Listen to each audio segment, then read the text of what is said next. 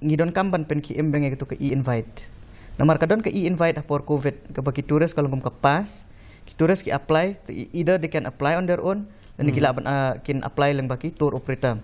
So ke pensuk ke jingrung jing mi jongki ke pensuk yangi ruban track kila chino namar habaro hakatu ke app hakatu ke invite kila download ki listings jongki itinerary kisah hang nong hap pendap tik petik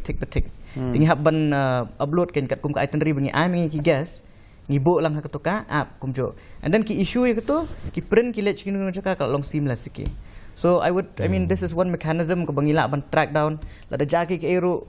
utu tour operator be issue gitu ke e-invite ula tip kila chino tekan long kan suk bahai ki police bikin investigate kan suk bahai ngiro bengin track down ki ba jat ngidon kamban pen ki embeng gitu ke e-invite. Namar kadon ke e-invite for COVID ke bagi turis kalau ngum ke pas ki turis ki apply, either they can apply on their own, dan kila kin apply lang baki tour operator. So ke pensuk ke jingrung jing mi jongki ke pensuk yangi ruban track kila chino namar habaro hakatu ke app hakatu ke invite kila download ki listings jongki itinerary kisah hang nong hap pendap tik petik ting hap ban upload ken kat kum ke itinerary bengi ami ki gas ngibo lang hakatu ka app kumjo, and then ki issue ya gitu ki print kila chino jaka ka long sim lah siki. So I mean this is one mechanism ke bangila ban track down lada jaki ke ero utu tour operator be issue gitu ke e-invite ula tip kila chino tekan long kan suk bahai ki police bikin investigate kan suk bahai ngiro bengin track down ki ba jat ngidon kamban pen ki embeng gitu ke e-invite. Namar kadon ke e-invite for COVID ke bagi turis kalau ngum ke pas ki turis ki apply, either they can apply on their own, dan kila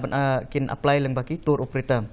So ke pensuk ke jingrung jing mi jongki ke pensuk yangi ruban track kila chino namar habaro hakatu ke app hakatu ke invite kila download ki listings jongki itinerary kisah hang nong hap pendap tik petik ting hap ban upload ken kat kum ke itinerary bengi ami ki gas ngibo lang hakatu ka app kumjo, and then ki issue ya gitu ki print kila chino jaka ka long sim lah siki. So I mean this is one mechanism ke bangila ban track down lada jaki ke ero utu tour operator be issue gitu ke e-invite ula tip kila chino tekan long kan suk bahai ki police bikin investigate kan suk bahai ngiro bengin track down ki ba jat ngidon kamban pen ki embeng gitu ke e-invite. Namar kadon ke e-invite for COVID ke bagi turis kalau ngum ke pas ki turis ki apply, either they can apply on their own, dan kila kin apply lang baki tour operator. So ke pensuk ke jingrung jing mi jongki ke pensuk yangi ruban track kila chino namar habaro hakatu ke app hakatu ke invite kila download ki listings jongki itinerary